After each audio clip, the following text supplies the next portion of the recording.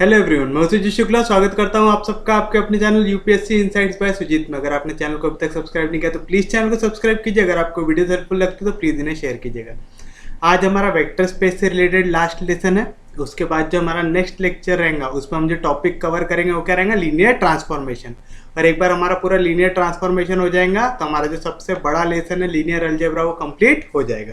तो चलिए बिना टाइम वेस्ट करे हम लोग देखते हैं हमारा अभी जो लास्ट टॉपिक जो हमारे बचे हुए थोड़े से मिसलेनियस टाइप के क्वेश्चंस वो देख लेते हैं, जिसमें हमने डायरेक्ट सम पढ़े थे उसके ऊपर के क्वेश्चन देख लेते हैं। तो हम लोगों ने डायरेक्ट सम ऑफ सबस्पेस ये पढ़े थे हम लोगों ने। डायरेक्ट सम क्या होता, जैसे एक वेक्टर स्पेस V है, इसको अगर मैं W1 प्लस W2 ऐसा लिखता हूं तो ये जो प्लस और ये जो गोला बना रहा हूं मैं उसके ऊपर सर्कल बना रहा हूं, ये क्या होता है हमारा डायरेक्ट सम होता है। इसका मतलब क्या होता है, डायरेक्ट सम आप कब बोलेंगे, जब V की वैल्यू इक्वल हो W1 प्लस W2 से, उसके साथ साथ आपका W1 इंटरसेक्शन W2 की वैल्यू हो सिर्फ और सिर्फ एक जीरो एलिमेंट। याद आ रहा है डायरेक्ट सम किसको बोलते हैं। डायरेक्ट सम के लिए दो कंडीशन होती है। वेक्टर स्पेस V क्या रहना चाहिए, W1 प्लस W2 ये दो सबस्पेस का एडिशन रहना चाहिए। उसके साथ साथ W1 इंटरसेक्शन W2 की वैल्यू क्या आना चाहिए, सिर्फ और सिर्फ जीरो एलिमेंट आना चाहिए।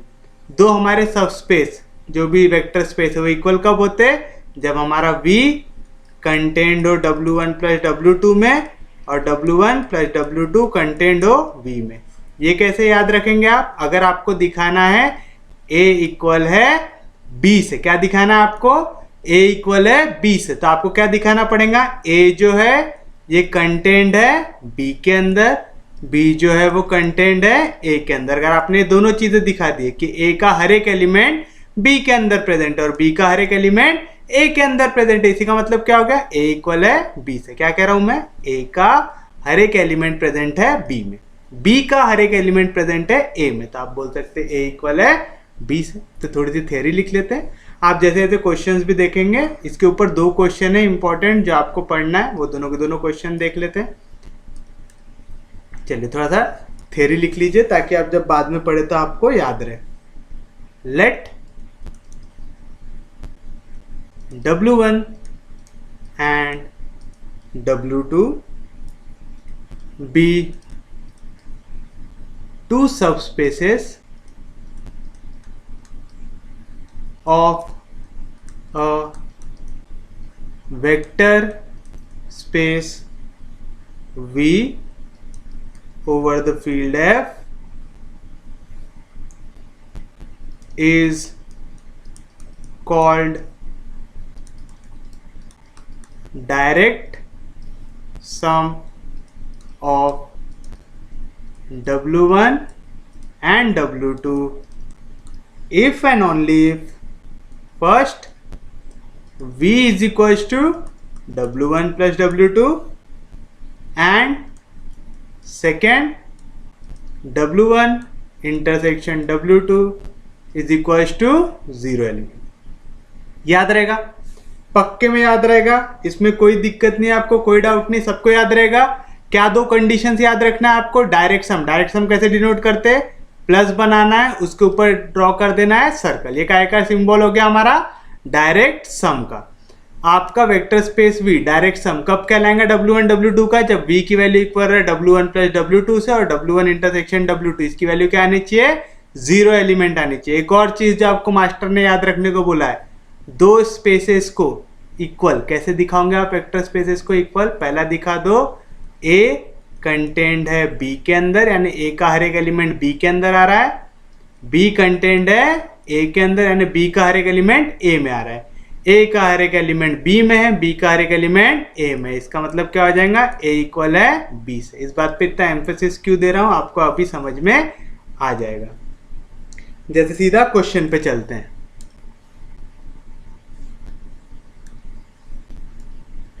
देखिए जैसे ये रहा आपका पहला क्वेश्चन, क्या दिया हुआ है, late mn of F be the subspace of all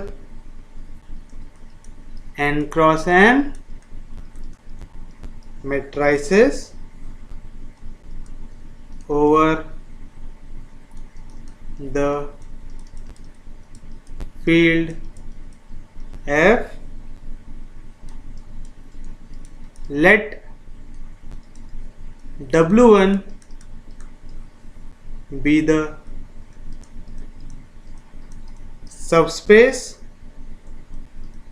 of all symmetric matrices and W2 be the subspace of all skew symmetric matrices. Then Mn of F is equals to W1 direct sum W2। देखिए क्या बोल रहा है आपको, question देखिए और समझिए आपको वो क्या कहना चाह रहा है। सबसे पहली चीज उसने बोला है Mn ऑफ F। ये क्या है, आप लोगों ने इससे पहले क्वेश्चन देखा होगा तो हम लोगों ने कई जगह पे ऐसा लिखा था M2R, है ना। ये क्या रीड करते हैं हम, मैट्राइसेस ऑफ ऑर्डर 2 जिसके हर एक एलिमेंट कैसे हैं, रियल है। तो यहाँ पे जब हम लिख रहे हैं Mn ऑफ F, इसका मतलब क्या हुआ, हम बता रहे हैं जो वेक्टर स्पेस है किसकी है, मैट्राइसेस की। n मतलब ऑर्डर n की, है ना। मैट्राइसेस कौन से ऑर्डर का है, n का, यानी किस फॉर्म में आएगा, n क्रॉस n के फॉर्म में आएगा। यानी इसके एलिमेंट रहेंगे A11 A12 up to A1n, A21 A22 up to A2n, ऐसा चलते जाएगा कहाँ तक, AN1 AN2 up to ANn। ये पूरा ये क्या डिनोट करेगा, मेरा Mn ऑफ F करेगा। यानी Mn ऑफ F का मतलब क्या हो रहा है, मैट्राइसेस ऑफ ऑर्डर n जिसके जो एलिमेंट है वो किसको बिलोंग करेंगे, फील्ड को। अब यहाँ पे फील्ड कैसी भी दी हो, रियल दिए रहते तो पूरे रियल वैल्यूज आते हैं, है ना। इमेजिनरी दी रहती तो इमेजिनरी वैल्यू आते, वो हमको दिया हुआ है क्या, नहीं, सिर्फ दिया हुआ है कि फील्ड के एलिमेंट है।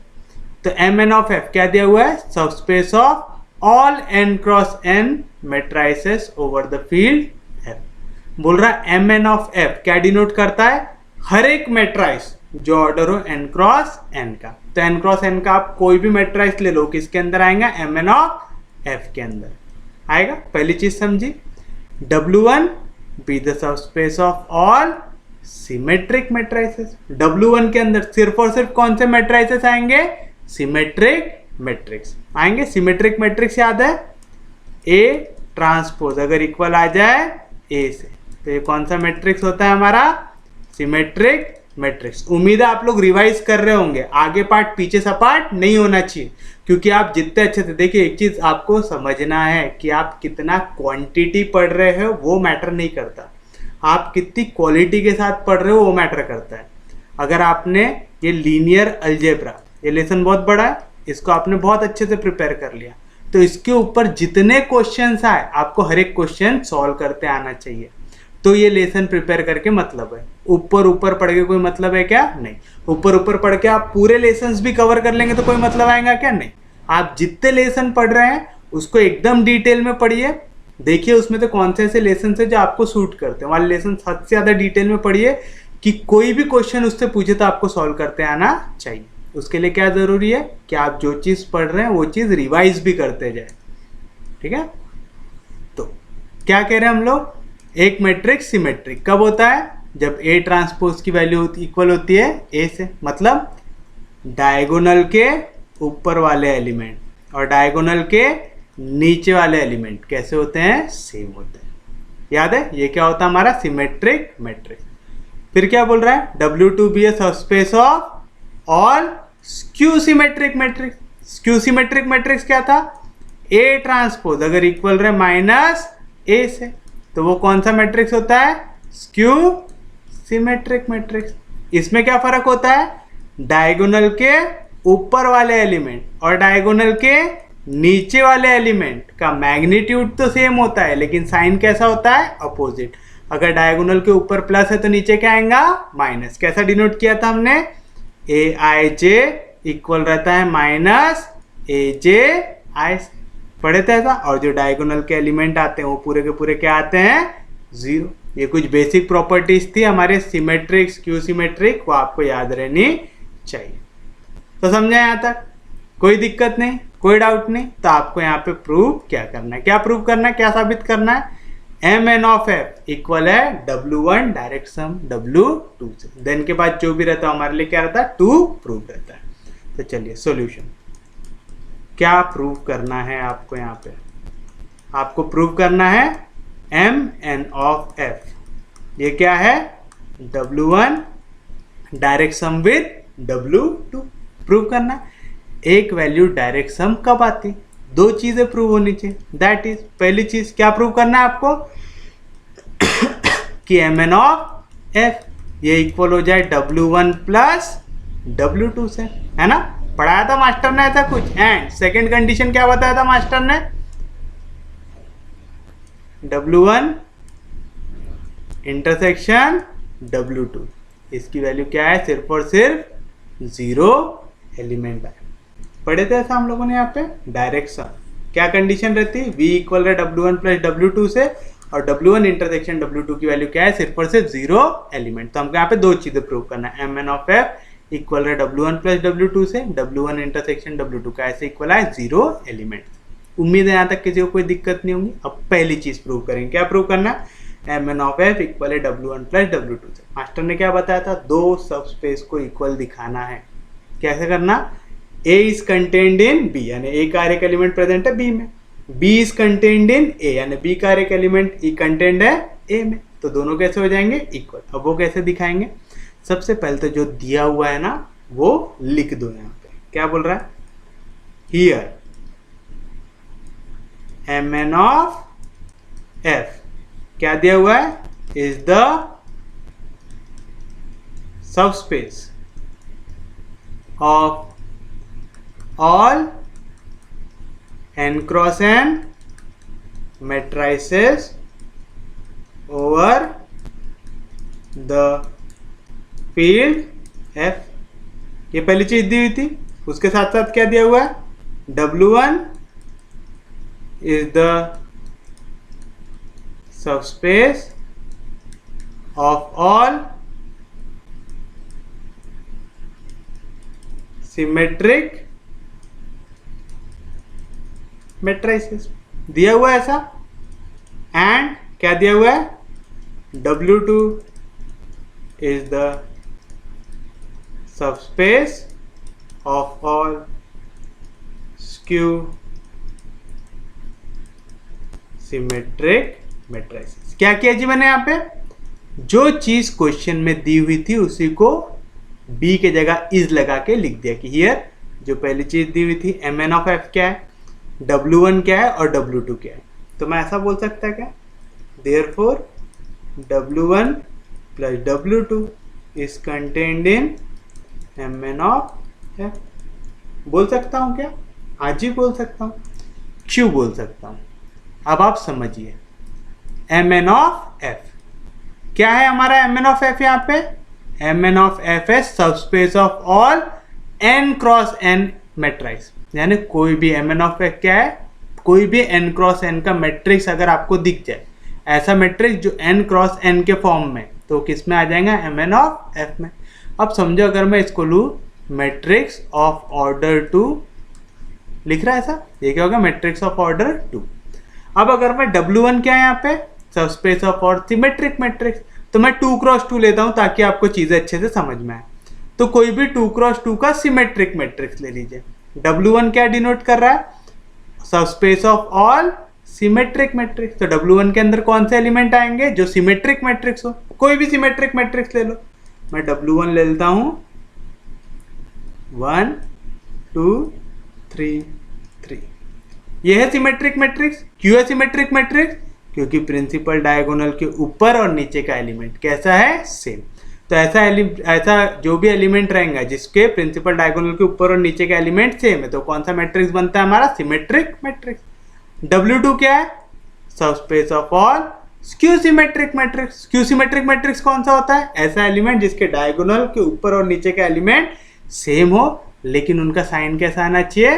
अपोजिट आना चाहिए। प्रिंसिपल डायगोनल के एलिमेंट क्या आने चाहिए? 0 आने चाहिए। तो मैं W2 ले लेता हूँ, 0 0 और पकड़ लें यहाँ पे 1 लिख दिया, तो नीचे क्या आ जाएगा? ऑटोमेटिकली -1 आ जाएगा। ये समझ में आया? मैंने रैंडमली कोई भी 2x2 का सिमेट्रिक मैट्रिक्स ले लिया, रैंडमली कोई 2x2 का स्क्यू सिमेट्रिक मैट्रिक्स ले लिया। अब देखो यहाँ पे मैं क्या कर रहा हूँ? W1 का ऐड कर रहा हूँ W2 में। करिए, W1 ऐड हो जाएगा W2 में। कैसे होगा? पहले पूरा W1 लिखो, 1 3 3 2 प्लस फिर पूरा W2 लिखो, 0 1 -1 0। करस्पॉन्डिंग एलिमेंट ऐड होते, 1 पे 0 ऐड होगा तो क्या बनेगा? 1। 3 पे 1 ऐड होगा तो क्या बनेगा? 4। 3 से -1 होगा तो कितना बनेगा? 2। 2 में 0 ऐड होगा तो कितना बनेगा? 2। ये क्या है? एक मैट्रिक्स। कितने क्रॉस कितने का? 2 क्रॉस 2 का। M2 ऑफ F दिया हुआ है ऐसा, यानी मैट्रिक्स कोई भी अगर ऑर्डर 2 का आता है तो किसके अंदर आएगा? M2 ऑफ F के अंदर। तो W1 प्लस W2 को आप जब ऐड कर रहे हैं तो क्या बन रहा है? 2 क्रॉस 2 का मैट्रिक्स बन रहा है, तो वो किसके अंदर आ जाएगा? Mn ऑफ F के अंदर आएगा। अब आप सेम चीज n क्रॉस n के ले लो। मैं W1, इसके अंदर कौन से एलिमेंट आएंगे? कोई भी n क्रॉस n का सिमेट्रिक मैट्रिक्स आएगा। इसको ऐड कर दो W2 में। W2 के अंदर कौन से आएंगे? n क्रॉस n का कोई भी स्क्यू सिमेट्रिक मैट्रिक्स। आप एक सिमेट्रिक मैट्रिक्स को जब एक स्क्यू सिमेट्रिक मैट्रिक्स में ऐड करेंगे, जो चीज मिलेंगी वो क्या मिलेंगी? कोई ना कोई मैट्रिक्स मिलेंगी। तो जो मैट्रिक्स है वो किसके अंदर आएगा? Mn ऑफ F के अंदर। क्यों? क्योंकि Mn ऑफ F क्या है? Subspace of all n cross n matrix. यानी कोई भी मैट्रिक्स कैसा भी हो, अगर वो n क्रॉस n का है तो किसके अंदर आ जाएगा? Mn ऑफ F के अंदर आ जाएगा। ये चीज समझा? पक्के में समझा? करके हमने लिखा W1 plus W2 is contained in Mn of F। क्यों लिखा ऐसा समझा? अब आपको वहां पे इतनी सारी चीजें एक्सप्लेन करने की जरूरत है क्या? नहीं। आपको क्या करना है? क्वेश्चन में जो चीज दी हुई थी वही उठा के यहाँ पे कॉपी पेस्ट किया हमने और सीधा लिख दिया W1 प्लस W2 ये कंटेन्ड है Mn ऑफ F के अंदर। क्यों है समझ में आया? क्योंकि जब एक सिमेट्रिक मैट्रिक्स ऐड होगा एक स्क्यू सिमेट्रिक मैट्रिक्स में, इन शॉर्ट क्या हो रहा? एक मैट्रिक्स ऐड हो रहा है दूसरे मैट्रिक्स में, तो रिजल्ट जो मिलेगा वो भी क्या रहेगा? एक मैट्रिक्स रहेगा। तो कोई भी जो भी मैट्रिक्स हो किसके अंदर आएगा? Mn ऑफ F के अंदर। क्यों? क्योंकि Mn ऑफ F क्या डिनोट करता है? हर एक n क्रॉस n का मैट्रिक्स। समझ में आया? तो W1 plus W2 is contained in Mn of F। यानी आपने क्या प्रूव कर दिया? A कंटेन्ड है B के अंदर। अब दूसरी चीज हमको प्रूव करना है, क्या करना है? B कंटेन्ड है A के अंदर। अब ये कैसे करेंगे? कोई भी एक Mn ऑफ F का एलिमेंट ले लो अपनी मर्जी से। तो अपन ले लेंगे A, ले लेंगे सबसे सस्ता सुंदर टिकाऊ। तो अपन लेंगे let A be any n cross n matrix. अगर A एक n क्रॉस n मैट्रिक्स है तो सीधी सी बात है n क्रॉस n मैट्रिक्स किसका एलिमेंट होगा? Mn ऑफ F का होगा। तो आप ऐसा बोल सकते हैं क्या? देयरफॉर A जो है ये बिलोंग करता है Mn ऑफ F पे। करता है, यानी A किसका एलिमेंट है? Mn ऑफ F का। अब दिखा दो कि A W1 प्लस W2 का भी एलिमेंट बन जाए। तो अगर Mn ऑफ F का आपने एक रैंडमली एलिमेंट उठाया और वो आपको किसके अंदर मिल जाए? W1 प्लस W2 के अंदर मिल जाए, तो वो क्या हो जाएगा? उसके अंदर कंटेंट हो जाएगा। अब वो कैसे करेंगे? आपने एक चीज पढ़े थे, कोई भी square matrix of order n को आप क्या लिख सकते हैं? As a unique sum of symmetric and skew symmetric matrix. अगर नहीं भी याद होगा ना तो आपको याद आ जाएगा जब मैं वो चीज लिखूंगा यहाँ पे। वी नो दैट क्या पढ़े थे हमने? Every square matrix can be uniquely expressed as sum of symmetric and skew symmetric matrix. याद आ रही है लाइन? हमने प्रूव किया था, मैंने बताया था बहुत इंपॉर्टेंट प्रूफ है, आपको एग्जाम में डायरेक्ट पूछ सकते हैं। याद आ रहा है? Every square matrix can be uniquely expressed as sum of symmetric and skew symmetric matrix. कैसा था? हम लोगों ने लिया था कि कोई तो भी एक मैट्रिक्स है, लिए थे तो हम फिर ए को लिखते थे। मैंने क्या बताया था? ए को हम क्या लिख सकते हैं? a/2 प्लस a/2 बताया था ऐसा। फिर मैंने बोला था कि आपको सिमेट्रिक चाहिए, स्क्यू सिमेट्रिक चाहिए, तो वहाँ पे क्या आना चाहिए? ए का ट्रांसपोज आना चाहिए। तो हमने यहाँ पे ए के ट्रांसपोज को लेके आए थे। ए के डिवीजन में 2 था, ए ट्रांसपोज पूरा मान जाता तो उसके डिवीजन में भी क्या डालते थे? 2। लेकिन यहाँ पे तो सिर्फ और सिर्फ लेफ्ट हैंड साइड में ए है, तो राइट हैंड साइड में ए ट्रांसपोज आ सकता है क्या? नहीं। तो यहाँ पे अगर प्लस साइन में डालते तो उसको बैलेंस करने के लिए काय में डालना पड़ेगा? माइनस साइन में। फिर हमने लिखा था ए की वैल्यू यहाँ से 1/2 को कॉमन निकालता तो आता था ए प्लस ए ट्रांसपोज आता था। यहाँ से 1/2 को कॉमन निकालता तो ये क्या आता था? ए माइनस ए ट्रांसपोज। इसको हमने लिया था P, इसको हमने लिया था Q। फिर हमने बताया था जो 1/2 of A plus A transpose यानी P की वैल्यू ये क्या आता है? सिमेट्रिक आता है। Half of A minus A transpose ये Q की वैल्यू क्या आता है? स्क्यू सिमेट्रिक आता है। अरे देख के आ रहे हो ना, लाइन से देख रहे हो ना आप लेसन्स पूरे, सब चीज़ें कनेक्टेड है। मैं जो सीक्वेंस में पढ़ा रहा हूँ इसके पीछे कोई रीज़न होगा, ठीक है ना? तो प्लीज़ अगर आप सीक्वेंस में देखेंगे तो ज़्यादा अच्छे समझ में आएंगे। तो ये चीज़ याद है? याद है हम क्या लिख सकते हैं? Every square matrix can be uniquely expressed as sum of symmetric and skew symmetric matrix. लिख सकते हैं ऐसा? तो हम इसको क्या लिख सकते हैं यहाँ पे?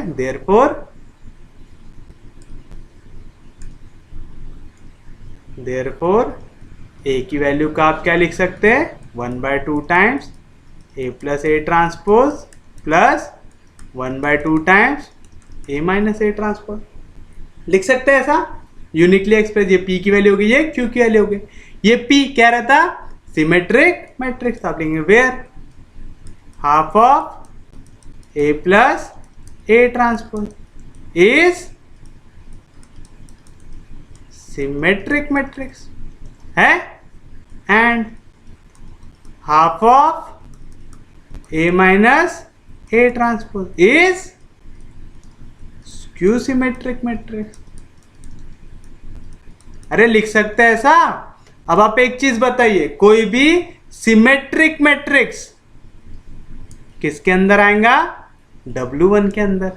तो अगर half of A plus A transpose ये सिमेट्रिक मैट्रिक्स है तो ये किसके अंदर आएगा? W1 के अंदर आएगा। Half of A minus A transpose ये कौन सा मैट्रिक्स है? Skew symmetric matrix. और W2 क्या है? Subspace of all skew symmetric matrix. तो हर एक स्क्यू सिमेट्रिक मैट्रिक्स किसके अंदर आएगा? W2 के अंदर आएगा। तो ये किसका एलिमेंट बन गया? W2 का बन गया। यानी ए जो है वो किसके अंदर कंटेंट है? W1 प्लस W2 के अंदर। क्यों? Half of A plus A transpose ये किसका एलिमेंट है? W1 का।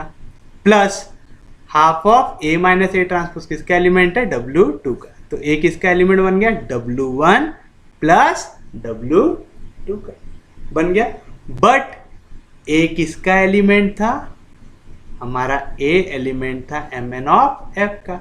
ए Mn ऑफ F का एलिमेंट था और ये किसके अंदर आ गया? हमारा W1 प्लस W2 के अंदर आ गया। इसका मतलब क्या हो गया? मेरा Mn ऑफ F ये कंटेंट है W1 प्लस W2 के अंदर। आया? कैसे प्रूव किया? समझा? पक्के में समझा?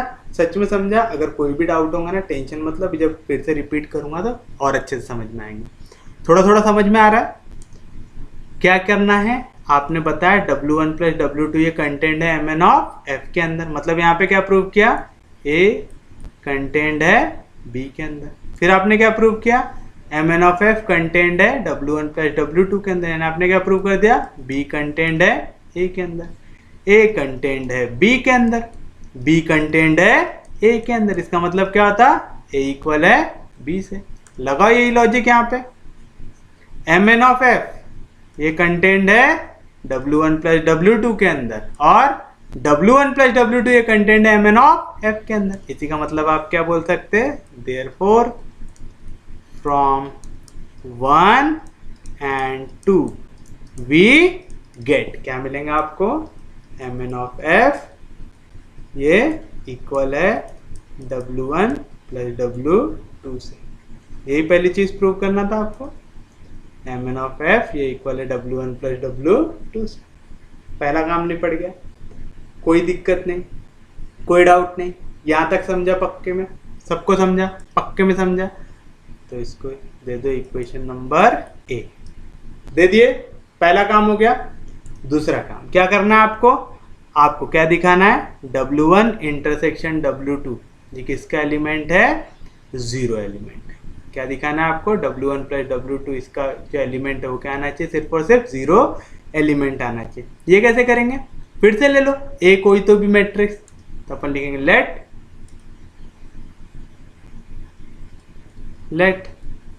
ए बी अ मैट्रिक्स जो किसके अंदर बिलोंग करे,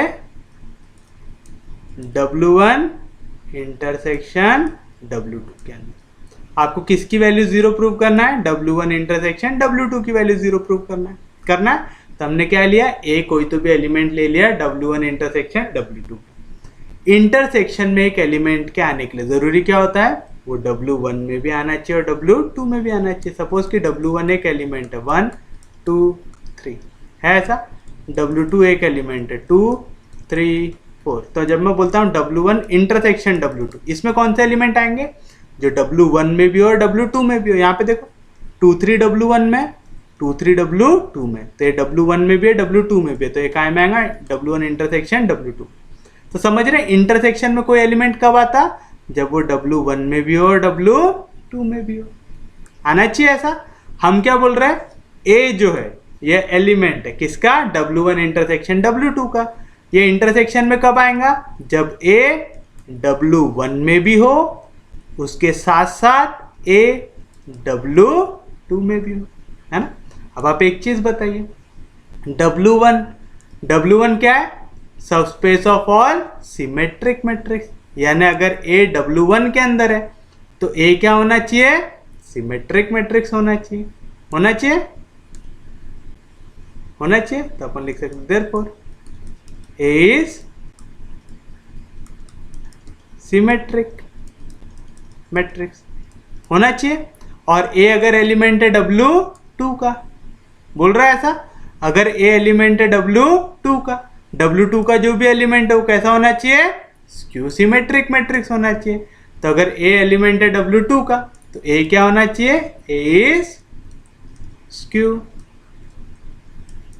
सिमेट्रिक मैट्रिक्स होना चाहिए, क्योंकि W1 में जो भी एलिमेंट आएंगे वो क्या रहेगा, सिमेट्रिक, और W2 में जो भी आएंगे वो स्क्यू सिमेट्रिक। तो ए पहले हो गया सिमेट्रिक, फिर ए हो गया स्क्यू सिमेट्रिक। एक मैट्रिक्स अगर सिमेट्रिक है तो मास्टर ने क्या बताया था, ए का ट्रांसपोज इक्वल रहेगा ए से रहेगा। एंड एक मैट्रिक्स अगर स्क्यू सिमेट्रिक है तो मास्टर ने क्या बताया था, ए का ट्रांसपोज इक्वल रहेगा माइनस ए से। अब आप देखिए आप क्या बोल रहे हैं, यहाँ पे आप बोल रहे हैं ए का ट्रांसपोज इक्वल है ए से, एंड मतलब उसके साथ साथ ए का ट्रांसपोज इक्वल है माइनस ए से। दोनों के लेफ्ट हैंड साइड में क्या है, ए का ट्रांसपोज। तो अगर दोनों का लेफ्ट हैंड साइड सेम है तो राइट हैंड साइड भी सेम होगा। इसका राइट हैंड साइड क्या है, ए, इक्वल टू इसका राइट हैंड साइड क्या है, माइनस ए होगा। या तो आप ऐसा कर सकते कि ए के ट्रांसपोज की वैल्यू क्या है, ए, तो मैंने यहाँ पे ए ट्रांसपोज की जगह क्या लिख दिया, ए, तो आया ए इक्वल टू माइनस ए, आया यहाँ पे माइनस ए, इधर आएगा तो प्लस ए, तो आएगा ए प्लस ए, इधर से माइनस ए उधर चला गया तो क्या बचेगा, जीरो। ए प्लस ए कितना हो गया, 2a, 2a की वैल्यू क्या आ गई, जीरो। यहाँ पे 2 मल्टीप्लीकेशन में इधर गया तो डिवीजन में 0/2, क्या आएगा आंसर, जीरो, है ना। जीरो किसी भी नंबर से डिवाइड करो, आंसर क्या था, जीरो, यानी ए की वैल्यू क्या हो गई, जीरो। और ए क्या था, element of W1 intersection W2, यानी W1 इंटरसेक्शन W2 के अंदर जो एलिमेंट है उसकी वैल्यू क्या आएंगी, जीरो। और ये आपको प्रूव करना था W1 इंटरसेक्शन W2 की वैल्यू क्या आ गई 0 आ गई। तो अपन ऐसा बोल सकते हैं therefore from A and B, क्या मिला आपको A एंड B से? Mn ऑफ F, ये इक्वल मिला मेरे को W1 प्लस W2 से, एंड W1 प्लस W2 ये इक्वल आ गया कैसे 0 एलिमेंट से। Mn ऑफ F क्या है W1 प्लस W2 की वैल्यू क्या आ गई 0। ये काय की कंडीशन है हमारी डायरेक्ट सम की, तो हम बोल सकते हैं देयरफॉर Mn ऑफ F ये क्या है direct sum of W1 and W2, और ये आपको करना था प्रूफ। तो ये रहेगा आपका फाइनल आंसर। उम्मीद है समझाऊंगा, इजी था क्वेश्चन।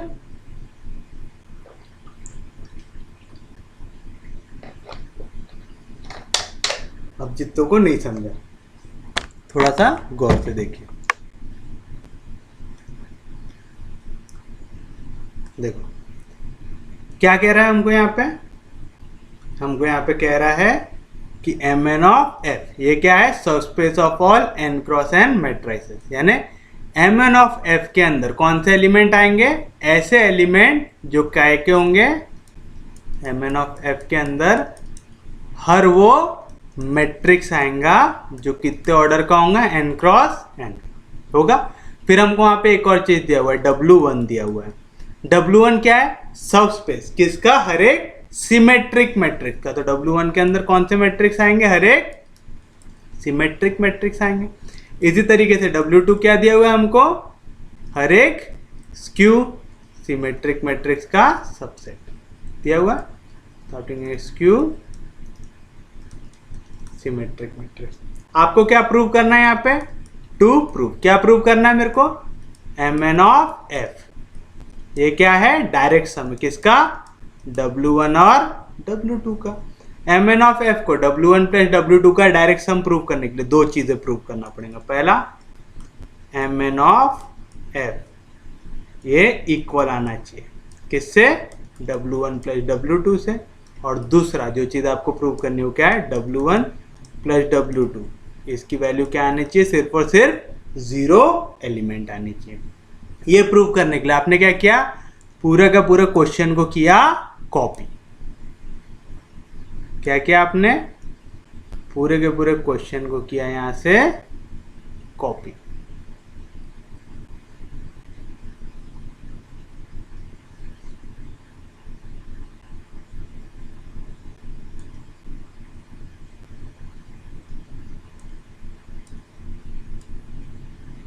और आपने आंसर में कर दिया पूरे के पूरे इसको पेस्ट किया ऐसा। अब यहां से कैसे इसको अपना आंसर बनाना है? सबसे पहले तो लेट वेट नहीं लिखना है ना, जहां पे भी बी दिया हुआ है बी की जगह क्या लिख देना इज। तो हमने लिखा Mn of F here Mn of F is the subspace of all n cross n matrix over the field F। फिर से क्या हटा यहां से लेट हटा दिया, बी की जगह क्या लिख दिया इज लिख दिया। W1 is the subspace of all symmetric matrices and W2 is the subspace of all skew symmetric matrices. Then तो then के बाद जो आता है वो क्या रहता है हमारा टू प्रूफ। तो then के बाद वाली चीज लिखने की जरूरत है क्या? नहीं। तो ऐसा क्यों समझा रहा हूँ आपको सच में पूरा का पूरा क्वेश्चन को यहाँ पे क्या करना है कॉपी पेस्ट करना है ना, बस अपने वर्डिंग में करके। अब तो इससे क्या मिला मेरे को? तो मैं बोल सकता हूँ कि W1 प्लस W2 ये कंटेंट होगा Mn ऑफ F के अंदर। क्यों? अगर आप एक सिमेट्रिक मैट्रिक्स को ऐड करेंगे स्क्यू सिमेट्रिक मैट्रिक्स में, आप कर क्या रहे हो?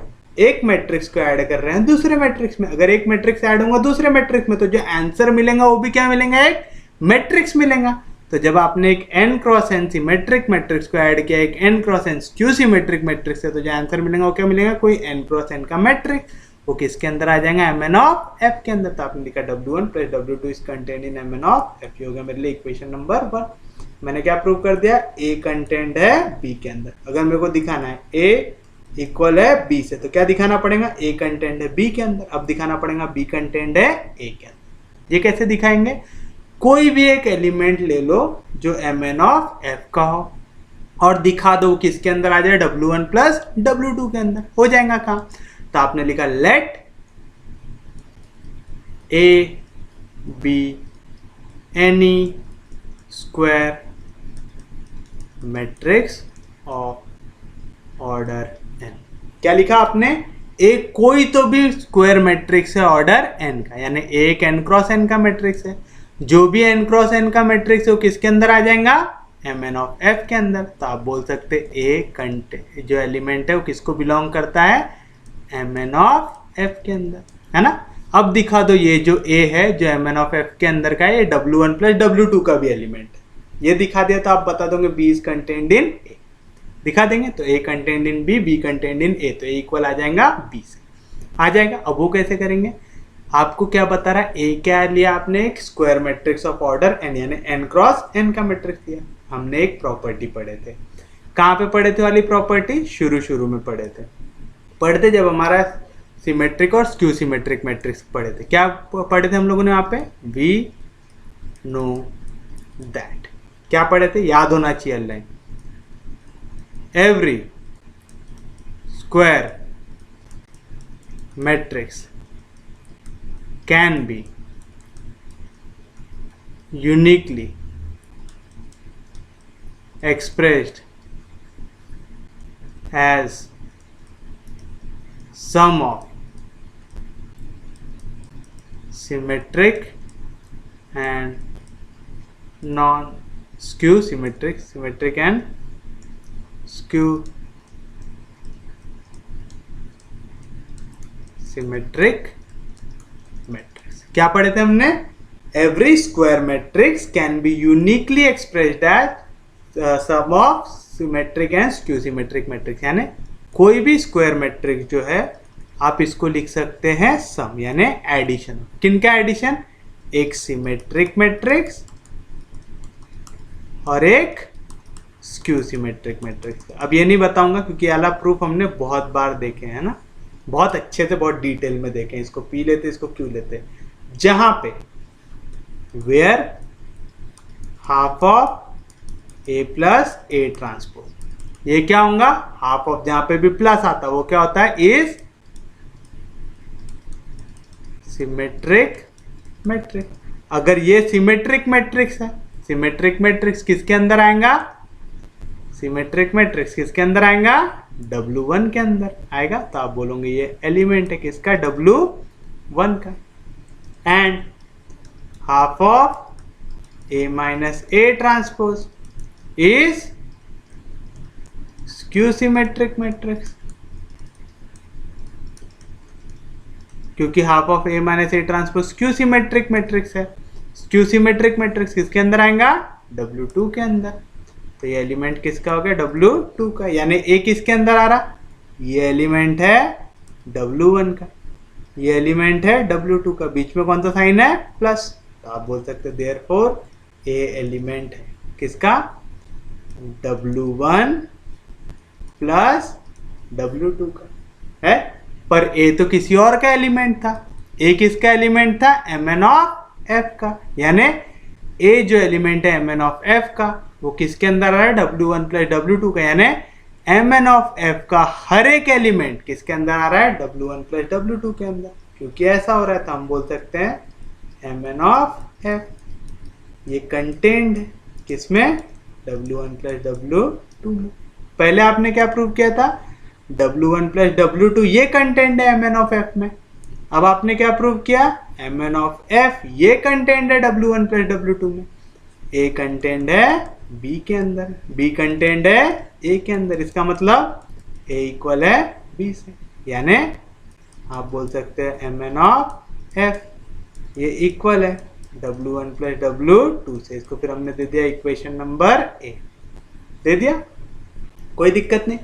पहला पार्ट हमने कर लिया पूरा, जो बड़ा वाला पार्ट था, है ना। दूसरा वाला तो आसान था, Mn ऑफ F क्या प्रूव कर दिया आपने, W1 प्लस W2। अब क्या बताना है, W1 प्लस W2 के अंदर सिर्फ और सिर्फ कौन सा एलिमेंट आना चाहिए, जीरो एलिमेंट। वो कैसे करेंगे, कोई भी एक एलिमेंट ले लो। तो हमने लिखा लेट ए जो है ये एलिमेंट है किसका, W1 प्लस W2 का।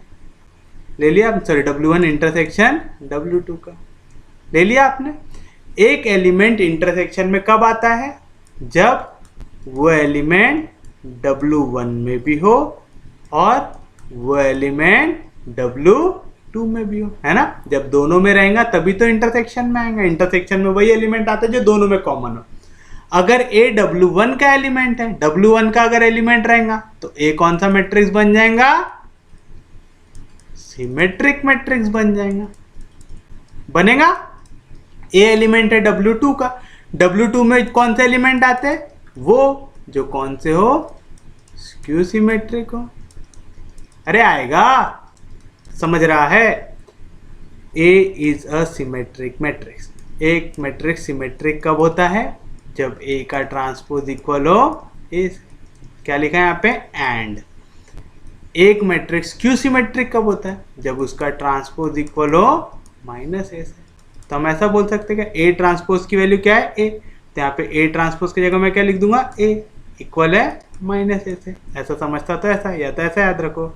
दोनों का लेफ्ट हैंड साइड सेम है तो राइट हैंड साइड भी सेम होगा। इसका राइट हैंड साइड A, ये सेम होना चाहिए किससे, इसके राइट हैंड साइड से। वो क्या है, माइनस है। इधर माइनस है, इधर आएगा तो प्लस है। A plus A 2 equal to 0। यहाँ पे 2 मल्टीप्लिकेशन में इधर गया तो डिवीजन में, तो 0/2 क्या आएंगी वैल्यू, 0। A किसका एलिमेंट था, W1 प्लस W2, और A की वैल्यू क्या आ गई, 0। यानी W1 प्लस W2 के अंदर सिर्फ और सिर्फ कौन सा एलिमेंट आ रहा है, 0 एलिमेंट। ये हमने दिया इक्वेशन नंबर बी। ए इक्वेशन में आप क्या बोल रहे हो, Mn(f) ये कंटेंट है W1 प्लस W2 के अंदर। इक्वेशन नंबर बी में आप क्या बोल रहे हो, W1 प्लस W2 की वैल्यू क्या आ रही, 0 एलिमेंट। तो फ्रॉम ए एंड बी आप क्या बोल सकते हो, Mn(f) ये इक्वल है कैसे, W1 डायरेक्ट सम W2 से। यही प्रूव करना था। इजी है, समझा। क्वेश्चन बड़ा है, लेंदी है, लेकिन इंपॉर्टेंट है, पेपर में पूछ सकते हैं, तो आपको आना चाहिए। अब इसी से मिलता जुलता एक और क्वेश्चन देखिए, समझा पक्के में। Let C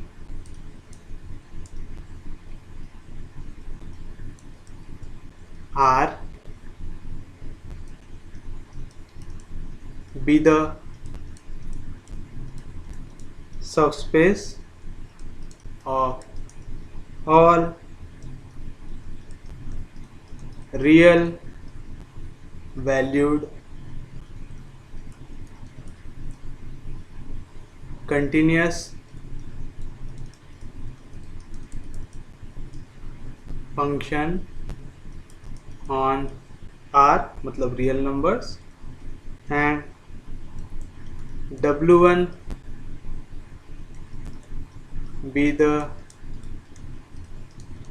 subspace of all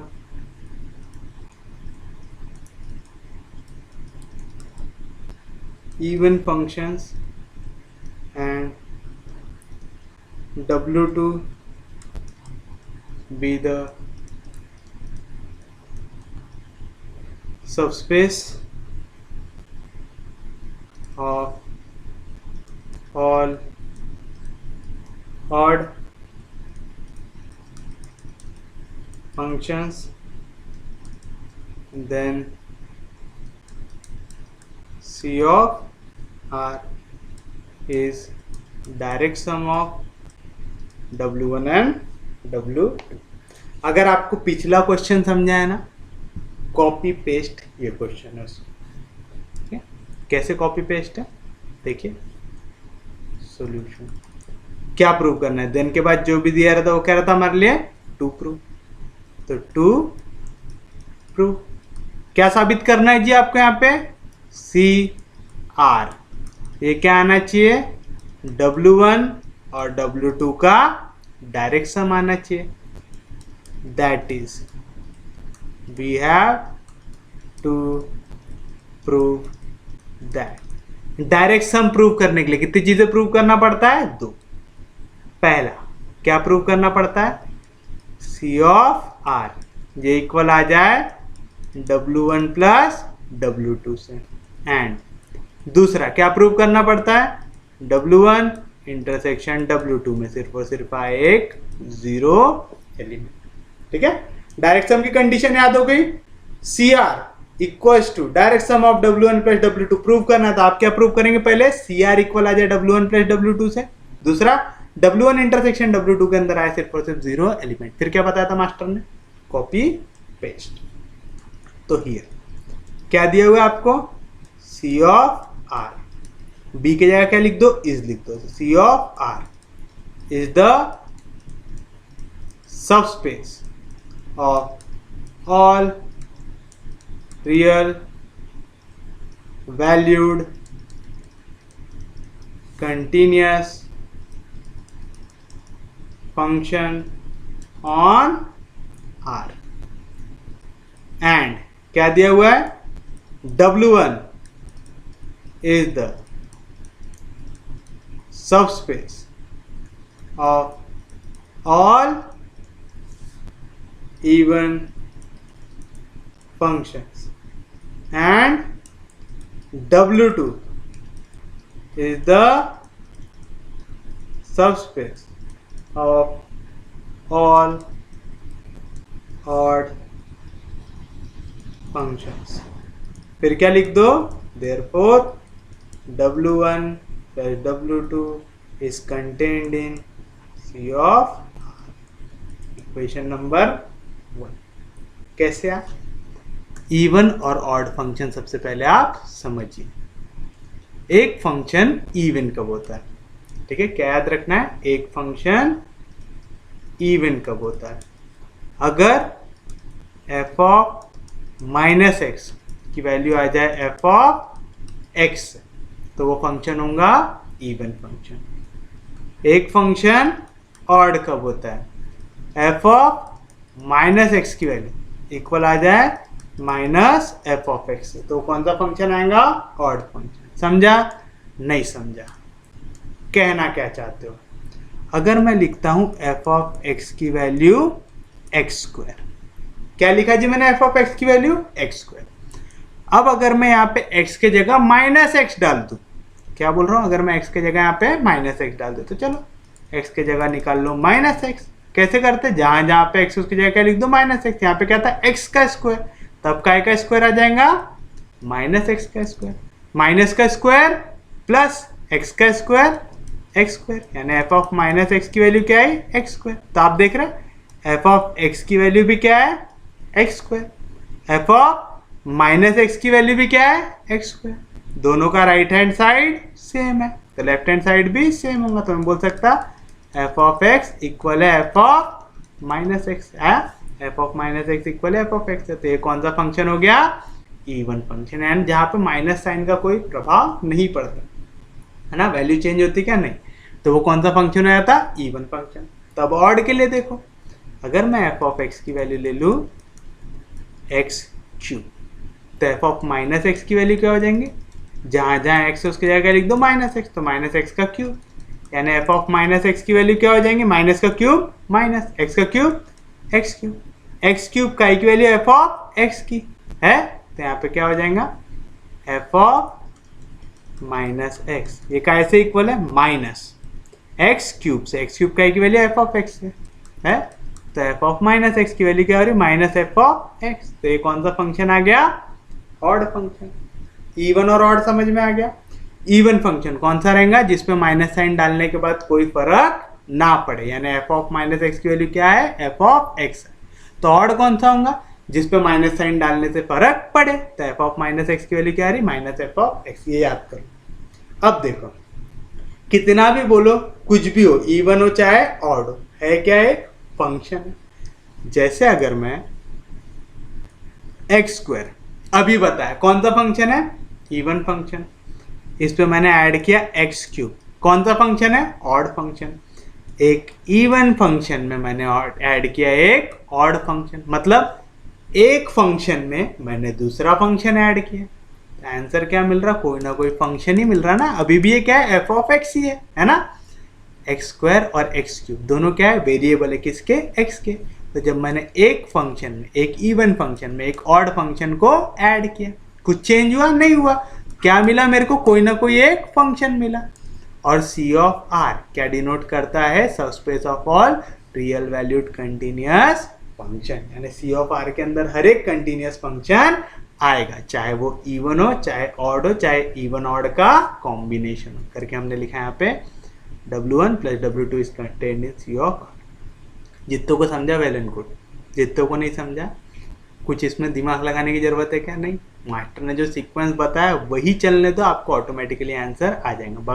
पर अगर आपको समझ के चलोगे ना तो बहुत बेटर रहेगा। समझ, जैसे वहाँ पे हमने पढ़ा था ना, एक सिमेट्रिक मैट्रिक्स को जब आप एक स्क्यू सिमेट्रिक मैट्रिक्स में ऐड कर रहे हैं, सिमेट्रिक मैट्रिक्स को आप एक स्क्यू सिमेट्रिक मैट्रिक्स में ऐड कर रहे हैं, तो क्या मिल रहा है, एक मैट्रिक्स मिल रहा है। सेम चीज यहाँ पे आप इवन फंक्शन को एक ऑड फंक्शन में ऐड कर रहे हैं, तो क्या मिलेगा, कोई ना कोई फंक्शन मिलेगा। और वो फंक्शन को आप किससे डिनोट कर रहे हैं, सी ऑफ आर। तो W1 + W2 किस पे कंटेंट है, सी ऑफ आर के अंदर। ये जितना ये कलर से लिखा हो ना, ये आपके समझने के लिए, पेपर में लिखना है क्या, नहीं, पेपर में ग्रीन वाला पार्ट लिखना है। समझ में आ गया, कोई दिक्कत नहीं, कोई डाउट नहीं, यहाँ तक समझा, पक्के में समझा, सच में समझा। अब हम क्या करेंगे, कोई ना कोई एक फंक्शन ले लेंगे। सेम चीज वहां पे क्या लिए थे, कोई ना कोई मैट्रिक्स लिए थे। यहाँ पे अब हम क्या करेंगे, कोई ना कोई फंक्शन लेंगे। तो अपन लिखेंगे लेट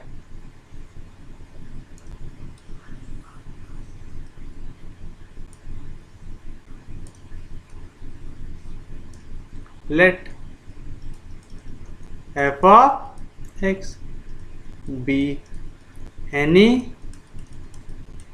कंटिन्यूअस फंक्शन। कोई भी कंटिन्यूअस फंक्शन ले लो जो किसका एलिमेंट हो, आपके सी ऑफ आर का ले लिए। वहां पे भी हमने ए को लिया था, है ना, कोई भी एक मैट्रिक्स n क्रॉस n का। यहाँ पे हमने क्या लिया, f of x, कोई भी कंटिन्यूअस फंक्शन ले लिया सी ऑफ आर का, ले लिए, कोई दिक्कत नहीं, कोई डाउट नहीं। अच्छा एक चीज बताओ, हम लोगों ने मैट्रिक्स ए को क्या लिखा था, 1/2 times a + a transpose plus 1/2 times a - a transpose. अगर मैं मैट्रिक्स को ऐसा तोड़ सकता हूं तो फंक्शन ने कोई पाप किया क्या, नहीं किया। मैं फंक्शन को भी तोड़ सकता हूं, तो मैं f of x को ऐसा लिख सकता हूं क्या, f of x/2 plus f of x/2 लिख सकता। f दोनों का डिनोमिनेटर सेम है, बाय टू सेम है, तो f of x plus f of x कितना हो जाएगा, 2 times f of x, 2 cancel, तो कैसे इक्वल आ गया f of x। मैंने अभी तक कुछ भी चेंज किया क्या, नहीं। अब मेरे को दिखाना है यहाँ पे इवन और ऑड। इवन और ऑड के लिए क्या आना चाहिए, f of -x आना चाहिए। तो हम क्या करेंगे, यहाँ पे f of -x को ऐड कर देंगे। f of x के डिवीजन में क्या था, 2, तो f of -x के भी डिवीजन में क्या डाल देंगे, 2, नहीं तो बुरा मान जाएगा। लेफ्ट हैंड साइड में सिर्फ f of x दिख रहा है, f of -x दिख रहा है क्या, नहीं, तो इसको बैलेंस करने के लिए माइनस f of -x/2 लिख देंगे। सेम कंसेप्ट जो आपने मैट्रिसेस में लगाया वही फंक्शन में लगाया, कुछ भी नया नहीं। देयरफॉर f of x की वैल्यू क्या मिलेंगी, यहाँ पे भी डिवीजन में 2 है, कॉमन निकाल लो, f of x plus f of -x आया, प्लस यहाँ से 1/2 कॉमन निकाल लो, f of x minus f of x आ गया। अब वहां पे half of a + a transpose किसको डिनोट करता था, सिमेट्रिक मैट्रिक्स को। Half of a - a transpose किसको डिनोट करता था, स्क्यू सिमेट्रिक मैट्रिक्स को। सेम चीज यहाँ पे half of f of x plus f of -x किसको डिनोट करेगा, इवन फंक्शन को। और f of x minus f of -x किसको डिनोट करेगा, ऑड फंक्शन को करेगा। तो आप लिखेंगे here half of f of x, ये क्यों होता है ये अभी समझाऊंगा, प्लस f of -x, ये क्या है, इज इवन फंक्शन है। और इवन फंक्शन किसके अंदर आएंगे, W1 के अंदर। तो अगर ये half of f of x plus f of -x अगर इवन फंक्शन है तो किसके अंदर आ जाएगा, W1 के अंदर आ जाएगा। And half of f of x minus f of -x, ये कौन सा फंक्शन हो जाएगा, ऑड फंक्शन। और अगर ये ऑड फंक्शन है ऑड फंक्शन किसके अंदर आते हैं, W2 के अंदर। तो ये किसके अंदर आ जाएगा, W2 के अंदर आ जाएगा। देयरफॉर एफ ऑफ एक्स ये किसके अंदर आ जाएगा, half of F of x plus F of minus x किसके अंदर आ रहा है, W1 के अंदर। कौन सा साइन है, plus. Half of F of x minus F of x किसके अंदर आ रहा है, W2 के अंदर। तो इसकी जगह क्या आ गया, W यानी एफ ऑफ एक्स किसका एलिमेंट बन गया, W1 प्लस W2 का बन गया। एफ ऑफ एक्स किसका एलिमेंट था, C ऑफ R का। अब एफ ऑफ एक्स किसका एलिमेंट बन गया, W1 प्लस W2 का, यानी C ऑफ R के हर एक एलिमेंट W1 प्लस W2 के अंदर आ रहे हैं। तो आप बोल सकते हो therefore C of R is contained in W1 plus W2, equation number 2। अब मुद्दे की बात, सर आपने ये कैसे लिखा, है ना, सपना गिरा गया कि half of F of x plus F of minus x even होगा, half of F of x minus F of x minus x odd होगा। तो हम इसको देख लेते। होता है कि मास्टर बेवकूफ बनाने की कोशिश कर रहा था। कोई भी एक रैंडम फंक्शन ले लो जो आपको आराम से समझ में आ जाए। तो आप एक एफ ऑफ एक्स लेते हैं, x square plus X cube ले लिया, एक इवन और ऑड का एडिशन ले लिया। अब हमको चेक करना है कौन सी वैल्यू इवन आती है, कौन सी वैल्यू ऑड आती है।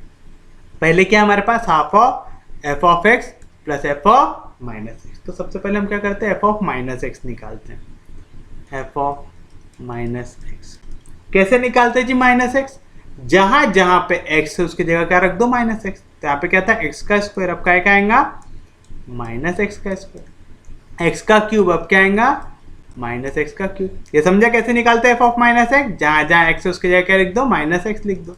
तो बताओ एफ ऑफ माइनस एक्स की वैल्यू क्या मिलेंगे, माइनस का स्क्वायर प्लस एक्स का स्क्वायर एक्स स्क्वायर, माइनस का cube minus plus into minus minus, x का क्यूब एक्स क्यूब आ गया। ये हो गया हमारे लिए इक्वेशन नंबर। कैसे निकाले समझा, एफ ऑफ एक्स हमने अज्यूम किया कोई भी एक्स स्क्वायर प्लस एक्स किया। एफ ऑफ माइनस एक्स कैसे निकाला, जहां जहां पे एक्स है उसकी जगह क्या लिख दिया मैंने, माइनस एक्स लिख दिया। तो माइनस का स्क्वायर प्लस माइनस का क्यूब माइनस आएगा, कोई दिक्कत नहीं, कोई डाउट नहीं, यहाँ तक समझा। अब पहली वैल्यू क्या चाहिए हमको, half of F of x plus F of minus x. क्या वैल्यू चाहिए, half of F of x plus F of minus x. Put करो वैल्यू, हाफ जैसा था वैसा। एफ ऑफ एक्स की वैल्यू क्या है, x square plus X cube. कौन सा साइन है, plus. F of minus x क्या है, x square minus x cube है, ऐसा कुछ कट रहा, plus X cube minus x cube cancer. X square plus x square, x square plus x square कितना हो जाएगा, 2x स्क्वायर, 2 कैंसिल, क्या बचा, एक्स स्क्वायर। एक्स स्क्वायर कौन सा फंक्शन है, इवन की ऑड, इवन। क्यों, एक्स की जगह माइनस एक्स रख दो। अगर मैं एफ ऑफ एक्स लेता सिर्फ और सिर्फ एक्स स्क्वायर, तो एफ ऑफ माइनस एक्स की वैल्यू क्या होती, माइनस एक्स का स्क्वायर, माइनस का स्क्वायर प्लस एक्स का स्क्वायर एक्स स्क्वायर। तो माइनस साइन डालने के बाद यहाँ पे कोई फर्क पड़ रहा क्या, नहीं पड़ रहा। तो कौन सा फंक्शन बना, इवन फंक्शन, यानी half of F of x plus F of minus X. इसकी वैल्यू हमेशा क्या आएंगी, इवन आएगी। सेम चीज देखो, half of F of x minus F of x,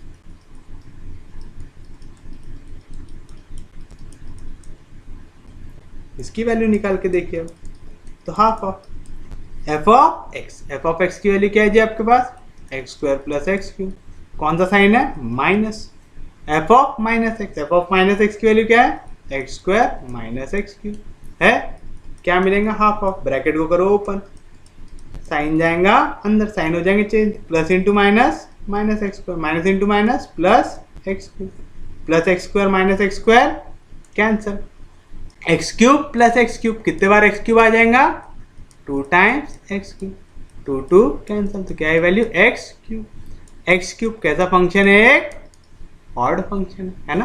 तो half of F of x plus F of minus X की value कैसी आ रही है, ऑड आ रही है। और जो भी वैल्यू ऑड आती है ना, half of F of x minus F of x कैसी आ रही, ऑड। और ऑड किसकी वैल्यू है, W2 की। तो CR किसके अंदर कंटेंट हो गया, W1 प्लस W2 के अंदर हुआ। याद रखना ये जो येलो से लिखा वो भी क्या है आपके समझने के लिए, पेपर में लिखना है क्या नहीं, पेपर में सिर्फ वो ग्रीन से जो लिख रहा हूँ वही लिखना है, ठीक है। बाकी चीज समझाने के लिए लिखा था अभी यहाँ पे, समझाया था। पहले क्या प्रूव किया, W1 प्लस W2 कंटेंट है C के अंदर, A is content in B। अब आपने क्या प्रूव किया, C ये कंटेंट है W1 प्लस W2 के अंदर, B is content in A is content in B, B is content in A। तो आप क्या बोल सकते हैं, देयरफॉर C ऑफ R ये इक्वल हो जाएगा किससे, W1 प्लस W2 से, होगा। इसको दे दो इक्वेशन नंबर। क्वेश्चन हुआ क्या, नहीं। ये हो गया मेरा पहला पार्ट। दूसरी चीज क्या प्रूव करना पड़ता है, W1 इंटरसेक्शन W2 की वैल्यू क्या आ जाए, 0 आ जाए। ये कैसे करते हैं, कोई भी एक फंक्शन को अज्यूम कर लो, सबसे सस्ता सुंदर टिकाऊ कौन सा रहेगा हमारे लिए, f ऑफ x लेंगे। तो ले लीजिए कोई भी एक फंक्शन f ऑफ x, तो अपन लेंगे लेट f ऑफ x, ये एक ऐसा फंक्शन हो जो कंटेंट रहेगा W1 इंटरसेक्शन W2। एक फंक्शन इंटरसेक्शन में कब आता, जब वो W1 में भी हो और W2 में भी हो, है ना। आप बोल सकते हैं देयरफॉर f ऑफ x ये एलिमेंट होगा किसका, W1 का, एंड f ऑफ x ये एलिमेंट होगा किसका, W2 का। अगर f ऑफ x एलिमेंट है W1 का, W1 के अंदर कौन से एलिमेंट आते, सिर्फ और सिर्फ इवन फंक्शन आते हैं, तो आप बोल सकते हैं therefore f of x is an even function, बोल सकते हैं। एंड f ऑफ x अगर एलिमेंट है W2 का, W2 के अंदर कौन से एलिमेंट आते हैं जो कैसे हो, ऑड हो, आप बोल सकते हैं and f of x is an odd function. एक फंक्शन अगर इवन है तो माइनस साइन का कोई फर्क पड़ता क्या, नहीं पड़ता, तो आप बोल सकते हैं f ऑफ माइनस एक्स ये इक्वल होता है f ऑफ x से, होता है। एक फंक्शन ऑड कब होता है, जब माइनस साइन का असर हो, यानी f ऑफ माइनस एक्स की वैल्यू इक्वल आनी चाहिए माइनस f ऑफ x से। यही डेफिनेशन लिखाया था मास्टर ने, अरे लिखाया है क्या, पढ़ाया है क्या कुछ, पक्के में ये लिखाया हूं यहाँ पे, even function f of minus X equal आना चाहिए f ऑफ x, यानी माइनस साइन का कोई फर्क नहीं पड़ना चाहिए। Odd function f of minus X की वैल्यू इक्वल आना चाहिए माइनस f ऑफ x, यानी माइनस साइन का फर्क पड़ना चाहिए। अरे समझ रहा है, कुछ तो समझ रहा है, पक्के में समझ रहा है, सच में समझ रहा है, बाउंसर तो नहीं जा रहा किसी को। तो चलिए बताइए क्या करेंगे हम लोग फिर, यहाँ पे दोनों का लेफ्ट हैंड साइड सेम है, दोनों का लेफ्ट हैंड साइड सेम है, तो राइट हैंड साइड भी सेम होना चाहिए। तो हम बोल सकते हैं इसका राइट हैंड साइड क्या है, f ऑफ x, ये इक्वल होगा, इसका राइट हैंड साइड क्या है, माइनस f ऑफ x, यहाँ पे माइनस f ऑफ x, इधर आएगा तो प्लस f ऑफ x, तो मिलेगा f of x plus f of x equal to 0। f of x plus f of x, कितने बार f ऑफ x आ गया, 2 बार f of x equal to 0। यहाँ पे 2 मल्टीप्लीकेशन में इधर गया तो डिवीजन में, तो f ऑफ x की वैल्यू क्या मिल जाएंगी, 0, क्योंकि 0 का आप कोई भी नंबर से डिवाइड करो आंसर क्या आता है, 0, यानी f ऑफ x की वैल्यू क्या आ गई, 0। लेकिन f ऑफ x किसका एलिमेंट था, W1 प्लस W2 का, इसका मतलब W1 इंटरसेक्शन W2 का हर एक जो एलिमेंट है उसकी वैल्यू क्या आएंगी, 0 आएगी। ये हो गया हमारे लिए इक्वेशन नंबर बी। ए में क्या प्रूव किया आपने, देयरफॉर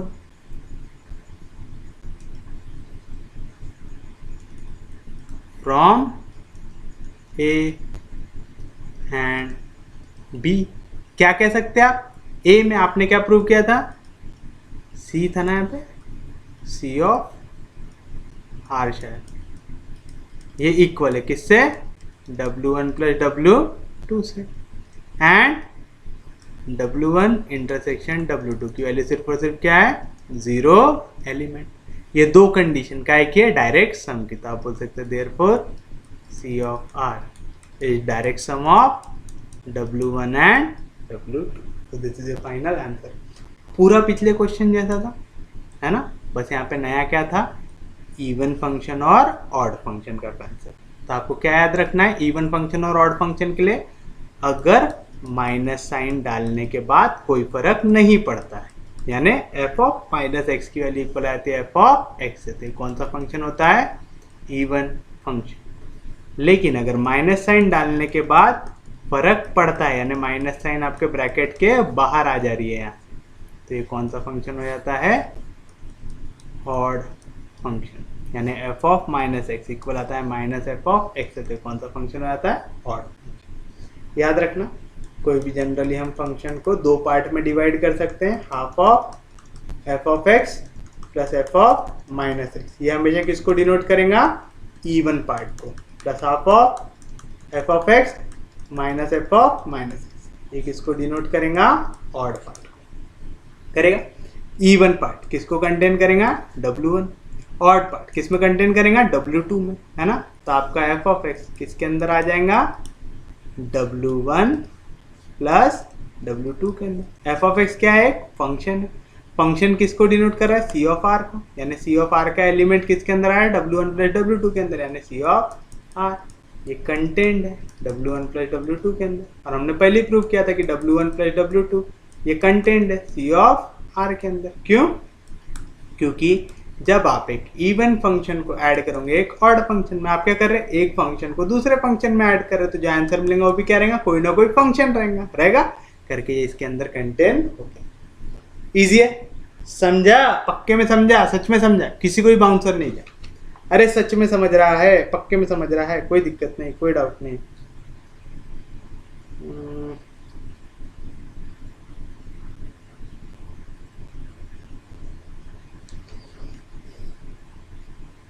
यार ये क्वेश्चन मैंने सोचा था थोड़ा जल्दी हो जाएंगे, पर जल्दी हुए नहीं।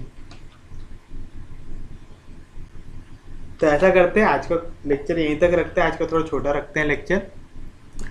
कल क्योंकि इसके भी अभी मेरे 4 क्वेश्चन इधर के बचे हैं और एक और टॉपिक इसमें कंटिन्यू करना था, तो 5 क्वेश्चन जो है वो आपको मैं कल पढ़ा दूंगा। फिर उसके बाद हम लोग लीनियर ट्रांसफॉर्मेशन में जाएंगे। उम्मीद है आपको लेक्चर समझ में आ रहे होंगे।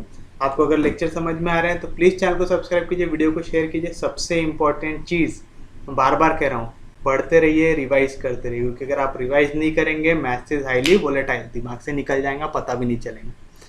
प्लीज़ रिवाइज करते रहिए, पढ़ते रहिए, एक बार में वीडियो देखिए, रनिंग नोट्स बनाइए, फिर उसको फेयर करते जाइए, और जितने बार हो सके उसको पढ़िए, रिवाइज करते जाइए। जब भी मौका मिलता है सॉल्व करके देखिए, पी वाइज क्यूज अटेम्प्ट कीजिए, ताकि आपको कॉन्फिडेंस आए कि हाँ आप पी वाई क्यू क्वेश्चंस को भी सॉल्व कर पा रहे हैं। समझ रहा है पक्के में? तो हम लोग मिलेंगे कल, तब तक के लिए take care, have a nice day.